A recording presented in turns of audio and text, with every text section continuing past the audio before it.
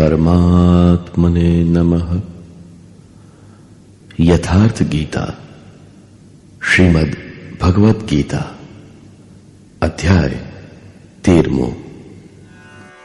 ગીતાના આરંભમાં ધૃતરાષ્ટ્રે પ્રશ્ન કર્યો હતો કે હે સંજય, ધર્મક્ષેત્ર તથા યુદ્ધ ક્ષેત્રમાં યુદ્ધની ઈચ્છાથી એકઠા થયેલા મારા અને પાંડુના પુત્રોએ શું કર્યું? પરંતુ હજી સુધી એ ક્ષેત્ર ક્યાં છે એ બતાવવામાં આવ્યું નથી. પરંતુ જે મહાપુરુષે જે ક્ષેત્રમાં યુદ્ધ બતાવ્યું તે પોતે એ ક્ષેત્રનો પ્રસ્તુત અધ્યાયમાં નિર્ણય આપે છે કે વાસ્તવમાં આ ક્ષેત્ર છે ક્યાં. શ્રી ભગવાન વાચ,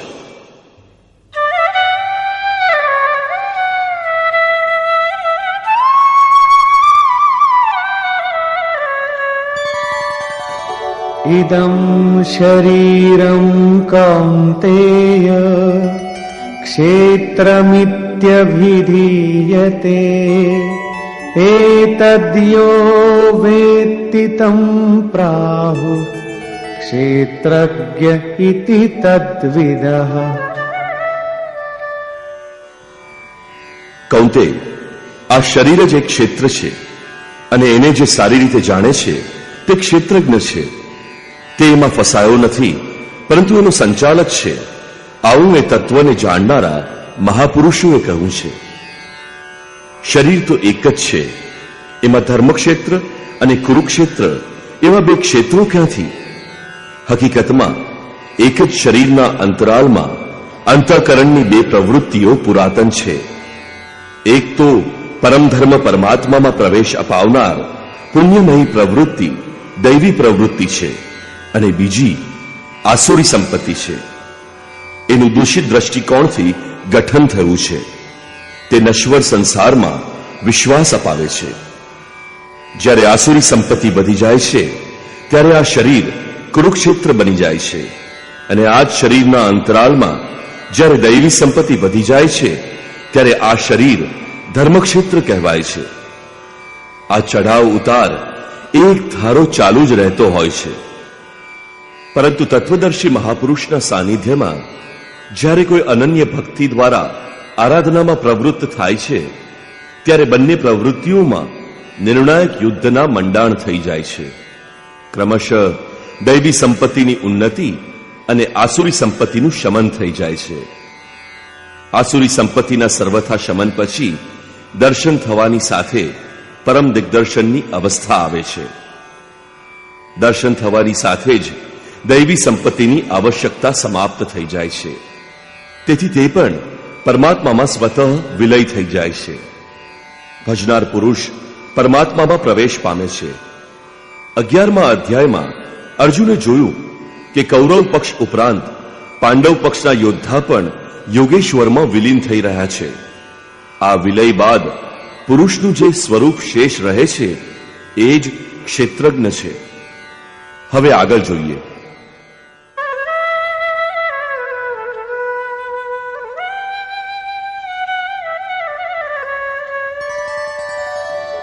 ક્ષેત્રજ્ઞં ચાપી માં વિદ્ધિ સર્વક્ષેત્રેષુ ભારત ક્ષેત્ર ક્ષેત્રજ્ઞયોર્જ્ઞાનં યત્તજ્ઞાનં મતં મમ. હે અર્જુન, તું બધા ક્ષેત્રોમાં ક્ષેત્રજ્ઞ મને જ જાણ, અર્થાત હું પણ ક્ષેત્રજ્ઞ છું. જેઓ ક્ષેત્રને જાણે છે એ ક્ષેત્રજ્ઞ છે. આવું એને સાક્ષાત જાણનાર મહાપુરુષ કહે છે. અને શ્રી કૃષ્ણ કહે છે કે હું પણ ક્ષેત્રજ્ઞ છું, અર્થાત શ્રી કૃષ્ણ પણ એક યોગેશ્વર જ હતા. ક્ષેત્ર અને ક્ષેત્રજ્ઞ અર્થાત વિકાર સહિત પ્રકૃતિ અને પુરુષને તત્વથી જાણવું એ જ જ્ઞાન છે, એવો મારો મત છે. એટલે કે સાક્ષાત્કાર સહિત એની જાણકારીનું નામ જ્ઞાન છે. વ્યર્થ કોરી ચર્ચાનું નામ જ્ઞાન નથી.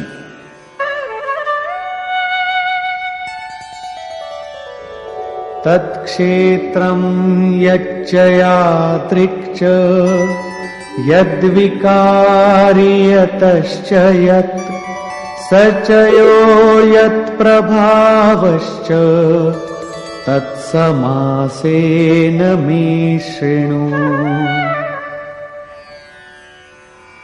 તે ક્ષેત્ર જેવું છે, જે વિકારોવાળું છે તથા જે કારણે થયું છે, અને તે ક્ષેત્રજ્ઞ પણ જે છે અને જે પ્રભાવવાળો છે, એ બધું તું મારી પાસેથી સંક્ષેપમાં સાંભળ. અર્થાત ક્ષેત્ર વિકારોવાળું છે, કોઈક કારણોથી તેવું થયું છે. જો કે ક્ષેત્રજ્ઞ કેવળ પ્રભાવશાળી છે. આ હું જ કહું છું એવું નથી, ઋષિઓ પણ કહે છે. ऋषिभिर्बहुधा गीतम् छन्दोभिर्विविधैः पृथक् ब्रह्मसूत्रपदैश्चैव हेतुमद्भिर्विनिश्चितैः.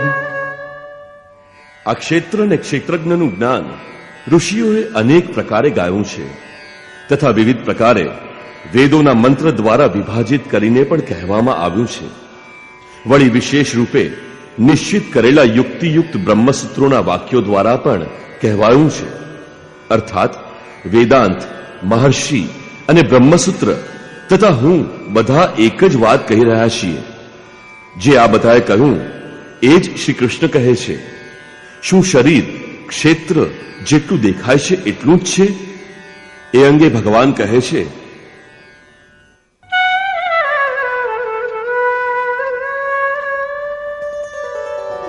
महाभूतान्यहङ्कारो बुद्धिरव्यक्तमेव च इन्द्रियाणि दशैकञ्च पञ्चचेन्द्रियगोचराः.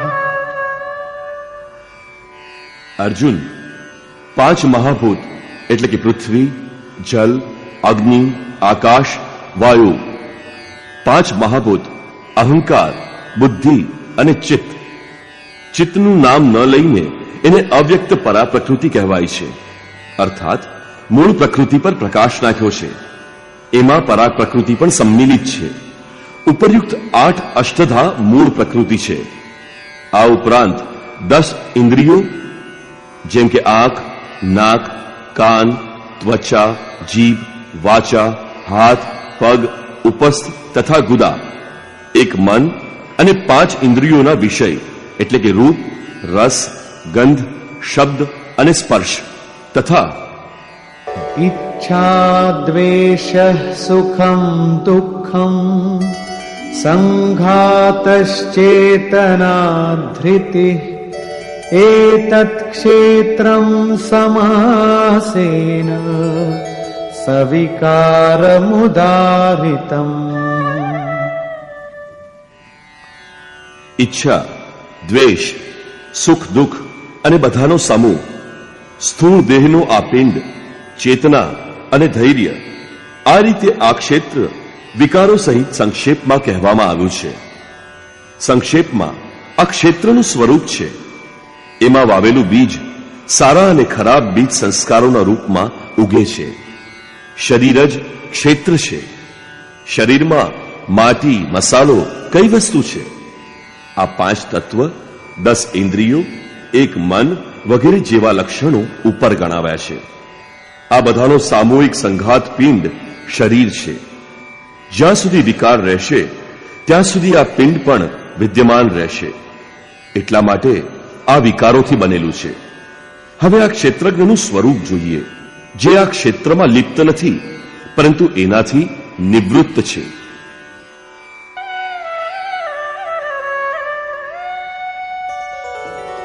अमानित्वमदम्भित्वम् अहिंसा क्षान्तिरार्जवम् आचार्योपासनं शौचं स्थैर्यमात्मविनिग्रह. હે અર્જુન, માન અપમાનનો અભાવ, દંભાચરણનો અભાવ, અહિંસા અર્થાત પોતાના તથા બીજા કોઈના આત્માને કષ્ટ ન આપવું એ અહિંસા છે. અહિંસાનો અર્થ માત્ર એટલો નથી કે કીડીને પણ ન મારો, શ્રી કૃષ્ણે કહ્યું કે પોતાના આત્માને અધોગતિમાં ન પહોંચાડો. એને અધોગતિમાં પહોંચાડવો એ હિંસા છે અને એનું ઉત્થાન એ જ શુદ્ધ અહિંસા છે. આવા મનુષ્ય અન્ય આત્માઓના ઉત્થાન માટે પણ ઉન્મુખ રહે છે. હા, એનો આરંભ કોઈને ઠેસ ન પહોંચાડવાથી થાય છે. આ એનું એક અંગ પ્રત્યંગ છે. તેથી અહિંસા, ક્ષમાભાવ, મનવાણીની સરળતા, આચાર્યોપાસના અર્થાત શ્રદ્ધા ભક્તિ સહિત સદગુરુની સેવા અને એમની ઉપાસના, પવિત્રતા, અંતઃકરણની સ્થિરતા, મન અને ઇન્દ્રિયો સહિત શરીરનો નિગ્રહ અને ઇન્દ્રિયાર્થેષુ વૈરાગ્યમ અનહંકાર એવ ચ જન્મ મૃત્યુ જરા વ્યાધિ દુઃખ દોષાનુદર્શનમ. આલોક તથા પરલોકના દેખેલા સાંભળેલા તમામ ભોગોમાં આસક્તિનો અભાવ, અહંકારનો અભાવ, જન્મ, મૃત્યુ, વૃદ્ધાવસ્થા, રોગ અને ભોગાદિમાં દુઃખ દોષનું વારંવાર ચિંતન. અસક્તિરનભિષ્વંગઃ પુત્રદાર ગૃહાદિષુ નિત્યં ચ સમચિત્તત્વં ઇષ્ટાનિષ્ટોપપત્તિષુ. પુત્ર, સ્ત્રી, ધન અને ગૃહાદિમાં આસક્તિનો અભાવ, પ્રિય તથા અપ્રિયની પ્રાપ્તિમાં ચિત્તનું સદૈવ સમ રહેવું.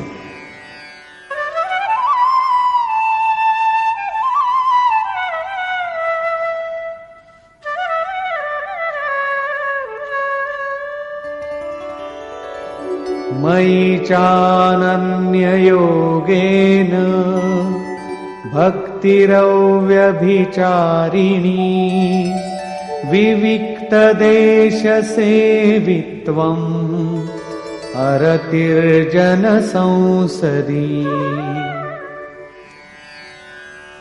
મારામાં અનન્ય યોગ.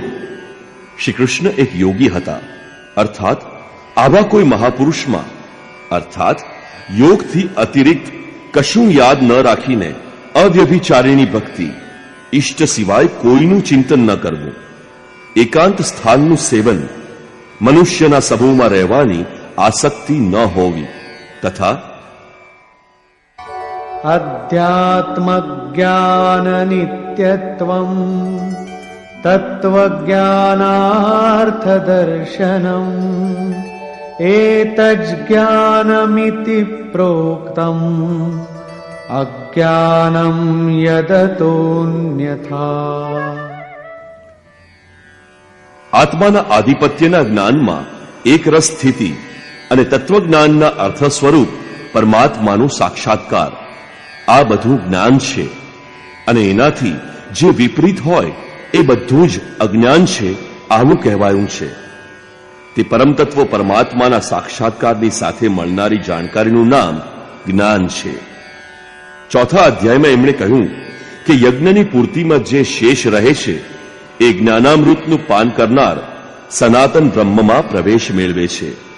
આથી બ્રહ્મના સાક્ષાત્કારની સાથે મળનારી જાણકારી જ્ઞાન છે.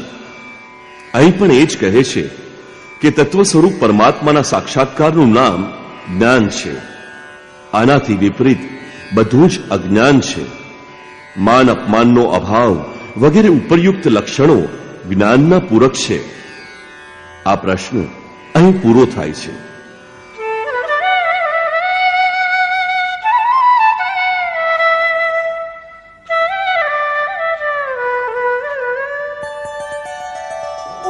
જ્ઞેયં યત્તત્ પ્રવક્ષ્યામિ યજ્ઞાત્વામૃતમશ્નુતે અનાદિમત પરમ બ્રહ્મ ન સત્તન્નાસદુચ્યતે.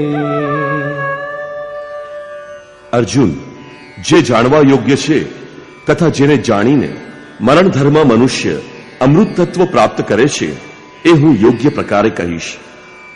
જેનો આદિ નથી તે પરમ બ્રહ્મ ન તો સત કહેવામાં આવે છે ન તો અસત કહેવામાં આવે છે, કેમ કે જ્યાં સુધી તે અલગ છે ત્યાં સુધી તે સત છે. જ્યારે મનુષ્ય તેમાં સમાહિત થઈ જાય ત્યારે કોણ કોને કહે? એક જ રહી જાય છે, અન્યનું ભાન હોતું નથી. આવી સ્થિતિમાં બ્રહ્મ ન સત છે ન અસત છે, પરંતુ જે સ્વયં સહજ છે તે જ તે છે.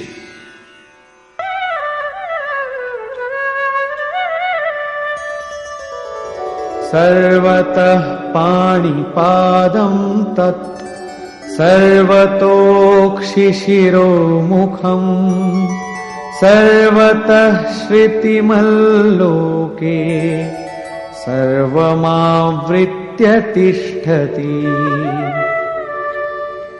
તે બ્રહ્મ બધી બાજુથી હાથ પગ વાળો, બધી બાજુથી આંખ, માથું અને મુખવાળો તથા બધી બાજુથી કાન વાળો છે, કેમ કે તે સંસારમાં બધાને વ્યાપીને ઊભો છે.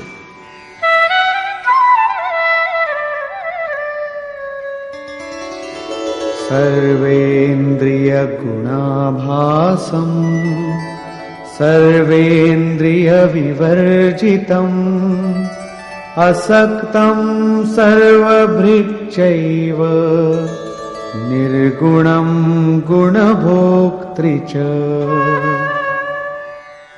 તે તમામ ઇન્દ્રિયોના વિષયોને જાણનારો છે, આમ છતાં ઇન્દ્રિયોથી રહિત છે.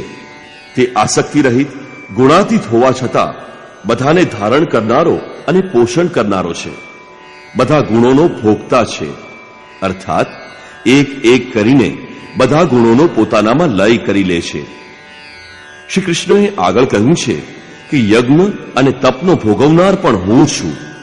અંતમાં બધા જ ગુણો મારામાં વિલીન થાય છે.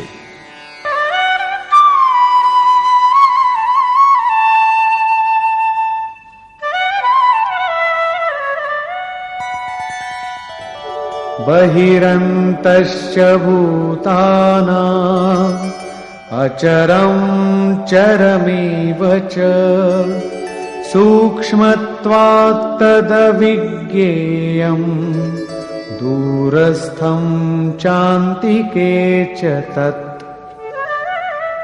તે બ્રહ્મ બધા જ જીવધારીઓની અંદર બહાર પરિપૂર્ણ છે અને ચર અચર રૂપે પણ એ જ છે. સૂક્ષ્મ હોવાથી દેખાતો નથી, અવિજ્ઞેય છે. મન ઇન્દ્રિયોથી પર છે તથા અત્યંત નજીક અને દૂર પણ એ જ છે.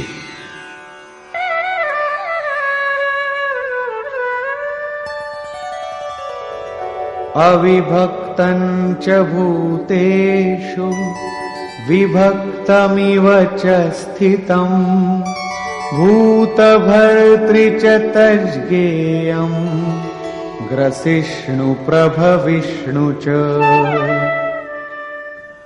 અવિભાજ્ય હોવા છતાં પણ એ ચરાચર સંપૂર્ણ ભૂતોમાં અલગ અલગ હોય એમ પ્રતીત થાય છે. જાણવા યોગ્ય એ પરમાત્મા તમામ પ્રાણીઓને ઉત્પન્ન કરનારો, પાલન પોષણ કરનારો અને અંતમાં સંહાર કરનારો છે. અહીં બાહ્ય અને આંતરિક બંને ભાવો પ્રતિ સંકેત કર્યો છે. જેમ બહાર જન્મ અને ભીતરમાં જાગૃતિ, બહાર પાલન અને ભીતર યોગક્ષેમનો નિર્વાહ, બહાર શરીરનું પરિવર્તન અને અંદર સર્વસ્વનો વિલય, અર્થાત પ્રાણી માત્રની ઉત્પત્તિના કારણોનો લય અને એ લયની સાથે જ પોતાના સ્વરૂપને પ્રાપ્ત થઈ જવું, આ બધા બ્રહ્મના લક્ષણો છે.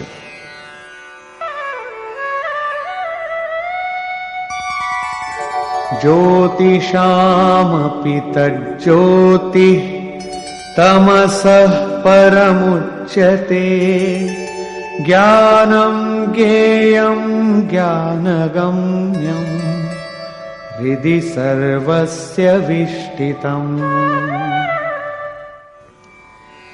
તે જ્ઞેય બ્રહ્મ જ્યોતિઓમાં પણ જ્યોતિ છે, અંધકારથી પર કહેવાય છે. તે પૂર્ણ જ્ઞાન સ્વરૂપ છે, પૂર્ણ જ્ઞાતા છે, જાણવા યોગ્ય છે અને જ્ઞાન દ્વારા પ્રાપ્ત થનાર છે. સાક્ષાત્કારની સાથે મળનારી જાણકારીનું નામ જ્ઞાન છે. આવી જાણકારી દ્વારા જ બ્રહ્મની પ્રાપ્તિ સંભવિત છે તે સૌના હૃદયમાં રહેલો છે.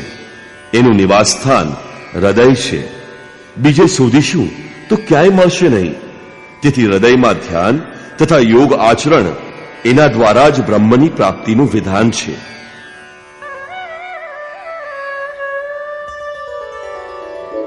इति क्षेत्रं तथा ज्ञानं ज्ञेयं चोक्तं समासतः मद्भक्त एतद्विज्ञाय मद्भावायोपपद्यते.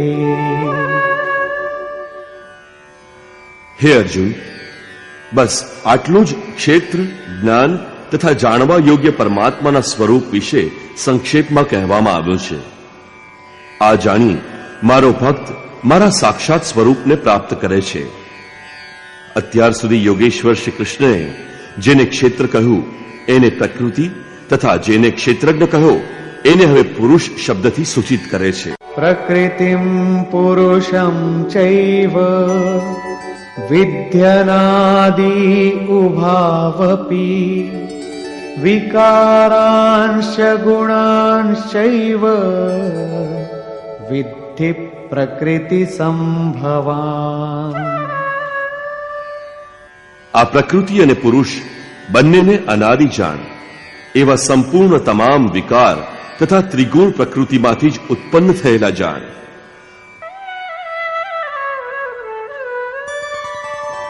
કાર્યકરણ કર્તૃત્વે હેતુ પ્રકૃતિરુચ્યતે પુરુષ સુખ દુઃખાના ભોક્તૃત્વે હેતુરુચ્યતે. કાર્ય અને કરણ જેના દ્વારા કાર્ય કરવામાં આવે છે, વિવેક, વૈરાગ્ય વગેરે તથા અશુભ કાર્ય કરવામાં ક્રોધ વગેરે કરણ બને છે. કાર્ય અને કરણની ઉત્પત્તિમાં પ્રકૃતિ હેતુ છે એમ કહેવામાં આવે છે. અને આ પુરુષ સુખ દુઃખને ભોગવવામાં કારણ કહેવામાં આવે છે. પ્રશ્ન એ થાય છે કે તે શું ભોગવતો જ રહેશે કે પછી એનાથી કદીક છુટકારો પણ પામશે? જ્યારે પ્રકૃતિ અને પુરુષ બંને અનાદિ છે ત્યારે કોઈ એમનાથી છૂટે કેવી રીતે? એ વિશે ભગવાન કહે છે,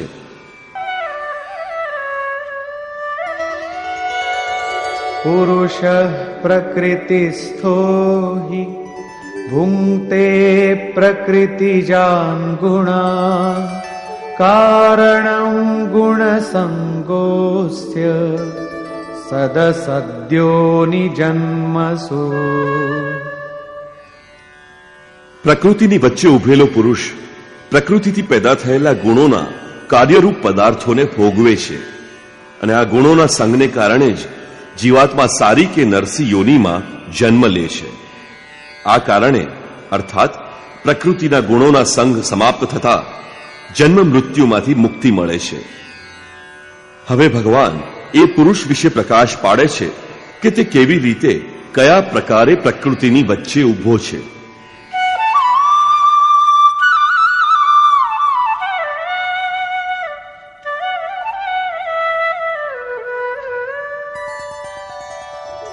ઉપદ્રષ્ટાનુમંતા ચ ભર્તા ભોક્તા મહેશ્વરઃ પરમાત્મેતિ ચાપ્યુક્તો દેહેસ્મિન પુરુષઃ પરઃ. તે પુરુષ ઉપદ્રષ્ટા, હૃદય દેશમાં ખૂબ જ સમીપ, હાથ, પગ, મન જેટલા તમારી નજીક છે તેથી એ વધુ નજીક દ્રષ્ટાના રૂપમાં રહે છે. એના પ્રકાશમાં તમે સારું કરો કે ખરાબ કરો એને કોઈ પ્રયોજન નથી. એ તો સાક્ષી રૂપે બેઠો છે. સાધનાનો યોગ્ય ક્રમ હાથમાં આવતા પથિક થોડોક ઉપર ઉઠે છે, એની તરફ આગળ વધે છે. દ્રષ્ટા પુરુષનો ક્રમ બદલાઈ જાય છે.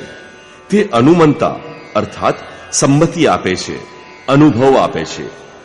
સાધના દ્વારા વધુ નજીક પહોંચીને તે પુરુષ ભરતા બનીને ભરણ પોષણ કરે છે, જેમાં તમારા યોગક્ષેમની પણ વ્યવસ્થા કરી દે છે. સાધના દ્વારા સૂક્ષ્મ બનીને તે ભોગતા પણ બની જાય છે. ભોગતારમ યજ્ઞ તપસામ, યજ્ઞ તપ જે કાંઈ થાય એ બધાનો એ સ્વીકાર કરે છે, અને જ્યારે એ બધું ગ્રહણ કરી લે છે ત્યારે એની પછીની અવસ્થામાં મહેશ્વર, મહાન ઈશ્વરના રૂપમાં પરિણત થાય છે. તે પ્રકૃતિનો સ્વામી બની જાય છે. પરંતુ જ્યાં હજી પ્રકૃતિ જીવિત છે ત્યાં એનો માલિક છે. એનાથી પણ ઉન્નત અવસ્થામાં પરમાત્મેથી ચાપ્યુક્તો, જ્યારે પરમ તત્વમાં મળી જાય છે ત્યારે પરમાત્મા કહેવાય છે. આ રીતે શરીરમાં રહેતો હોવા છતાં આ પુરુષ અર્થાત આત્મા પરમ તત્વ જ છે, સર્વથા પ્રકૃતિથી પર બને છે. ફરક એટલો જ છે કે આરંભમાં આ દ્રષ્ટાના રૂપમાં હતો, ક્રમશઃ ઉત્થાન થતા થતા પરમનો સ્પર્શ પામીને પરમાત્માના રૂપમાં પરિણત થઈ જાય છે.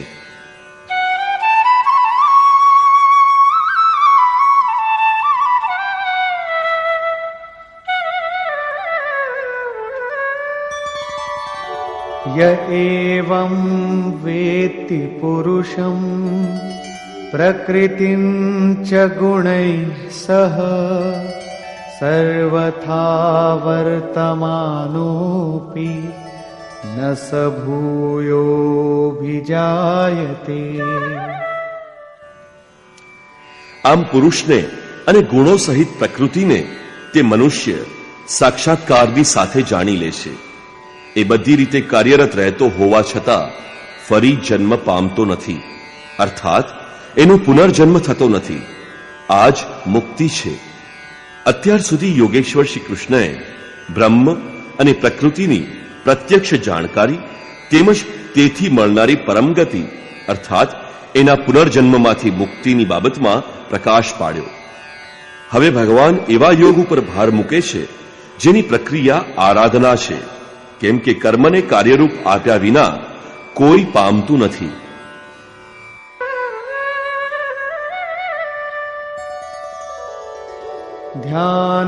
ધ્યાનેનાત્મનિ પશ્યન્તિ કેચિદાત્માનમાત્મના અન્યે સાંખ્યેન યોગેન કર્મયોગેન ચાપરે. હે અર્જુન, આત્માનમ પરમાત્માને કેટલા માણસો તો આત્માના પોતાના અંતરચિંતન ધ્યાન દ્વારા આત્મની હૃદય દેશમાં જુએ છે. કેટલાક સાંખ્ય યોગ દ્વારા અર્થાત પોતાની શક્તિને સમજીને તે કર્મમાં પ્રવૃત્ત બને છે, અને બીજા ઘણા નિષ્કામ કર્મયોગ દ્વારા એને જુએ છે. સમર્પણ સાથે નિયત કર્મમાં પ્રવૃત્ત થાય છે. પ્રસ્તુત શ્લોકમાં મુખ્ય સાધન છે ધ્યાન. આ ધ્યાનમાં પ્રવૃત્ત થવા માટે સાંખ્ય યોગ અને નિષ્કામ કર્મયોગ બે ધારાઓ છે.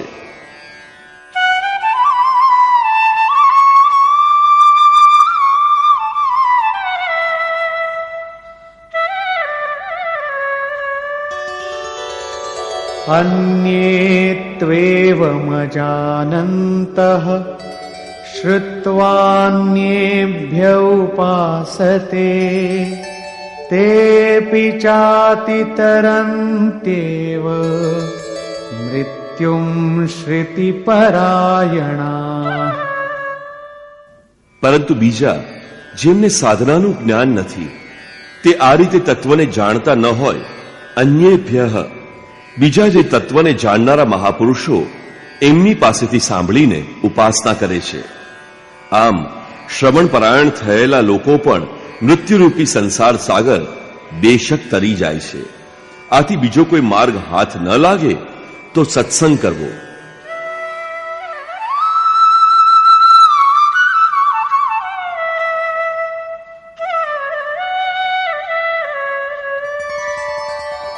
યાવત સંજાયતે કિંચિત સત્વં સ્થાવર જંગમં ક્ષેત્ર ક્ષેત્રજ્ઞ સંયોગાત તદ્વિદ્ધિ ભરતર્ષભ. હે અર્જુન, સ્થાવર અને જંગમ જે કોઈ વસ્તુ પેદા થાય છે એ બધી જ ક્ષેત્ર અને ક્ષેત્રજ્ઞના સંયોગથી ઉત્પન્ન થયેલી જાણ. પ્રાપ્તિ ક્યારે થાય છે આ અંગે ભગવાન કહે છે,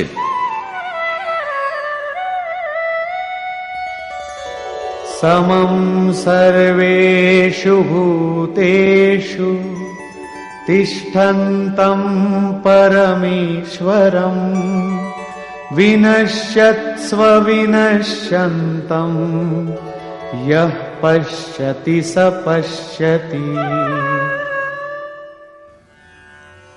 બધા નાશવંત પ્રાણીઓમાં જે અવિનાશી પરમેશ્વરને સમાનપણે સ્થિત રહેલો જાણે છે એ જ સાચો જાણનાર છે.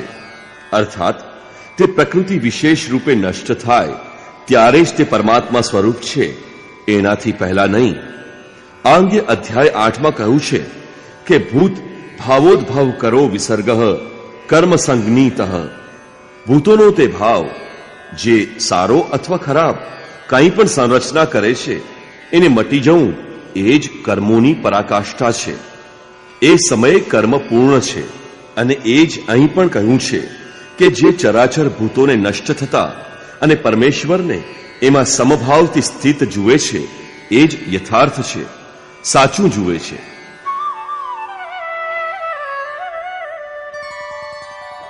સમમ પશ્યન્ હિ સર્વત્ર સમવસ્થિતમીશ્વરં નહિ નસ્ત્યાત્મનાત્માનં તતો યાતિ પરામ ગતિમ.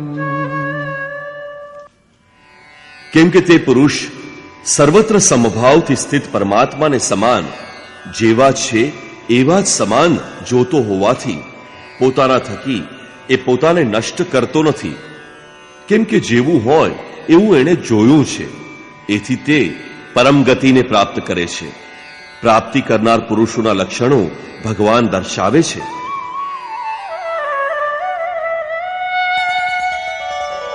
પ્રકૃત્યૈવ ચ કર્માણિ ક્રિયમાણાનિ સર્વશઃ યઃ પશ્યતિ તથાત્માનં અકર્તારં સ પશ્યતિ.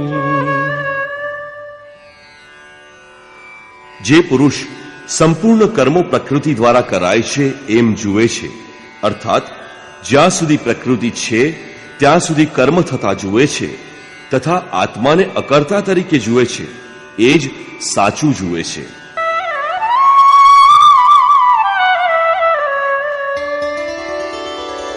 યદા ભૂત પૃથગ ભાવં એકસ્થમનુપશ્યતિ તત એવ ચ વિસ્તારં બ્રહ્મ સંપદ્યતે તદા. જે સમયે મનુષ્ય ભૂતોના ભિન્ન ભિન્ન ભાવોમાં એક પરમાત્માને એક સરખી રીતે સ્થિત જુએ છે અને એ પરમાત્મામાંથી જ બધા ભૂતોનો વિસ્તાર થયેલો છે એમ જુએ છે, એ સમયે એ બ્રહ્મને પામે છે. જે ક્ષણે આ અવસ્થા આવી ગઈ એ જ ક્ષણે બ્રહ્મને પ્રાપ્ત કરી લે છે. આ લક્ષણ પણ સ્થિત પ્રજ્ઞ મહાપુરુષનું છે.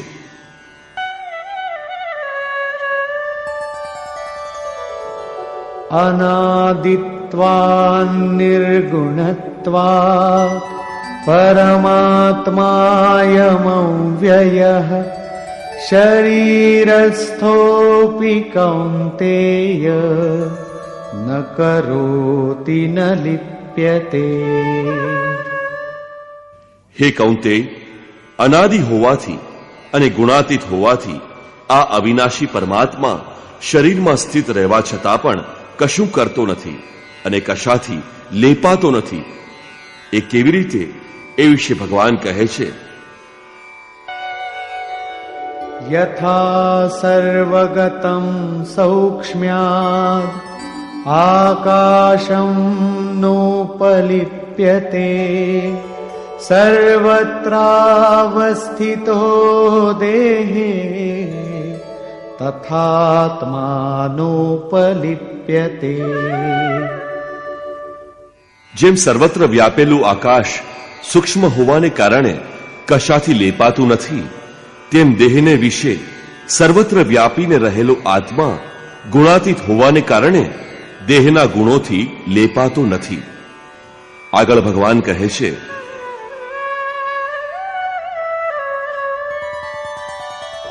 યથા પ્રકાશયત્યેકઃ કૃત્સ્નં લોકમિમં રવિઃ ક્ષેત્રં ક્ષેત્રી તથા કૃત્સ્નં પ્રકાશયતિ ભારત.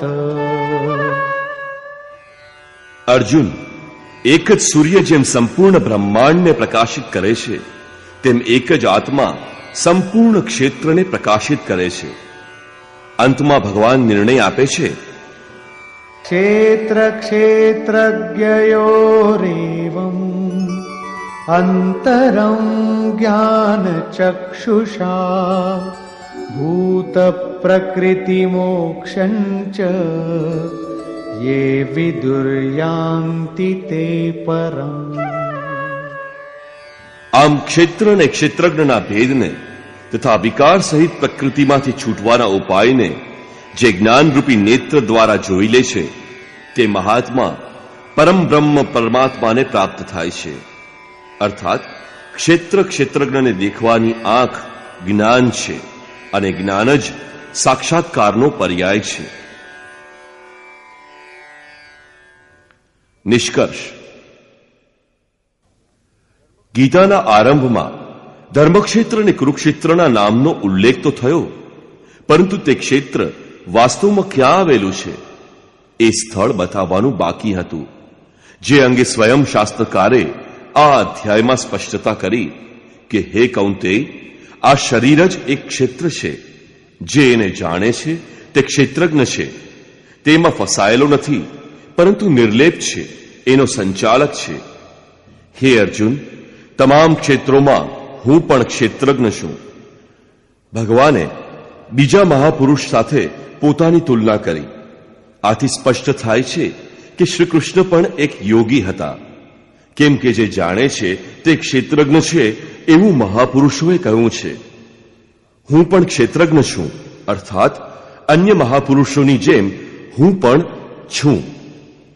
એમણે ક્ષેત્ર જેવું છે જે વિકારોવાળું છે, ક્ષેત્રજ્ઞ જે પ્રભાવવાળો છે એના પર પ્રકાશ પાડ્યો.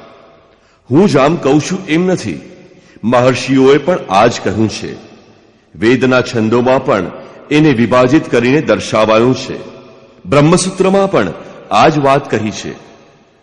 શરીર જે ક્ષેત્ર છે, શું જેટલું દેખાય છે એટલું જ છે?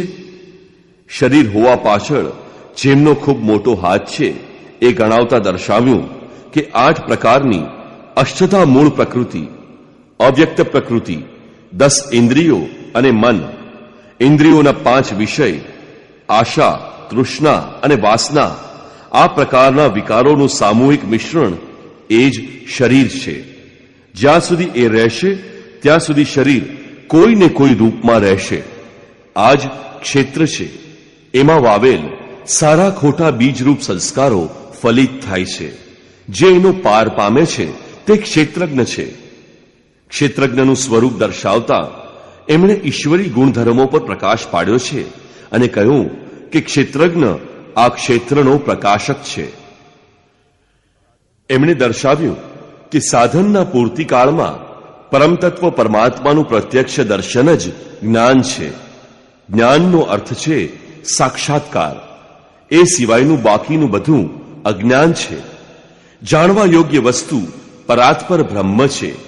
તે ન સત છે કે ન અસત છે, આ બંનેથી પર છે. એમને જાણવા માટે લોકો બહાર મૂર્તિ રાખીને નહીં, પણ હૃદયમાં ધ્યાન ધરે છે. ઘણા લોકો સાંખ્ય માધ્યમથી ધ્યાન કરે છે. શેષ નિષ્કામ કર્મયોગ સમર્પણની સાથે એની પ્રાપ્તિ માટે એ નિર્ધારિત કર્મ આરાધનાનું આચરણ કરે છે. જે એની વિધિ જાણતો નથી એ પણ તત્વસ્થિત મહાપુરુષોનો ઉપદેશ સાંભળીને આચરણ કરે છે. તે પણ પરમ કલ્યાણને પ્રાપ્ત કરે છે. એટલે કે કાંઈ ન સમજાય તો એને જાણનાર મહાપુરુષનો સત્સંગ આવશ્યક છે. સ્થિતપ્રજ્ઞ મહાપુરુષના લક્ષણ બતાવતા યોગેશ્વર શ્રી કૃષ્ણએ કહ્યું કે જેમ આકાશ સર્વત્ર સમાન રહીને પણ નિર્લેપ છે, જેમ સૂર્ય સર્વત્ર પ્રકાશ કરતો હોવા છતાં નિર્લેપ છે, બરાબર એ જ પ્રકારે સ્થિતપ્રજ્ઞ પુરુષ સર્વત્ર સમ ઈશ્વરને જેવો છે તેવો જ જોવાની ક્ષમતાવાળો પુરુષ ક્ષેત્રથી અથવા પ્રકૃતિથી સર્વથા નિર્લેપ છે. અંતમાં એમણે નિર્ણય આપ્યો કે ક્ષેત્ર અને ક્ષેત્રજ્ઞની જાણકારી જ્ઞાનરૂપી નેત્રથી જ શક્ય છે. આગળ બતાવ્યું તેમ જ્ઞાન એ પરમાત્માના પ્રત્યક્ષ દર્શનની સાથે મળનારી જાણકારી છે. શાસ્ત્રો ખૂબ ગોખી એનો પાઠ કરવો એ જ્ઞાન નથી, પરંતુ તેનું અધ્યયન તથા મહાપુરુષો પાસેથી તે કર્મ સમજી તે કર્મ ઉપર ચાલીને મન સહિત ઇન્દ્રિયોનો નિગ્રહ અને તે નિગ્રહના પણ વિલય કાળમાં પરમ તત્વને જોવાની સાથે જે અનુભૂતિ થાય છે એ અનુભૂતિનું નામ જ્ઞાન છે. ક્રિયા જરૂરી છે. આ અધ્યાયમાં મુખ્યત્વે ક્ષેત્રજ્ઞનું સવિસ્તાર વર્ણન કર્યું છે. વસ્તુત ક્ષેત્રનું સ્વરૂપ વ્યાપક છે. શરીર કહેવું તો સરળ છે, પણ શરીરનો સંબંધ ક્યાં સુધી છે? તો સમગ્ર બ્રહ્માંડ મૂળ પ્રકૃતિનો વિસ્તાર છે. એનાથી તમારું જીવન ઉષ્મા ભર્યું છે. એના વિના તમે જીવી જ ન શકો. આ ભૂમંડળ, વિશ્વ, જગત, દેશ, પ્રદેશ અને તમારું આ દેખાતું શરીર એ પ્રકૃતિનો એક ટુકડો પણ નથી. આ પ્રકારે ક્ષેત્રનું જ આ અધ્યાયમાં વિસ્તારથી વર્ણન કર્યું છે. તેથી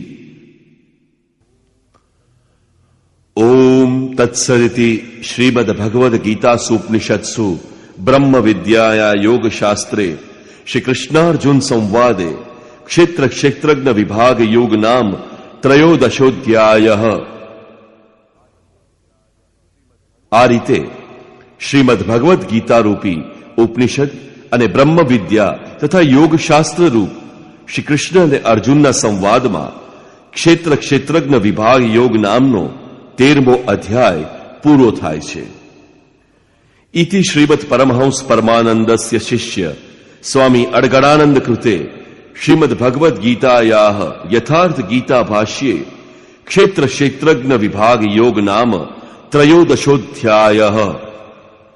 આ રીતે શ્રીમદ પરમહંસ પરમાનંદજીના શિષ્ય સ્વામી અડગડાનંદ કૃત શ્રીમદ ભગવદ ગીતાના ભાષ્ય યથાર્થ ગીતામાં ક્ષેત્ર ક્ષેત્રજ્ઞ વિભાગ યોગ નામનો 13મો અધ્યાય પૂરો થાય છે.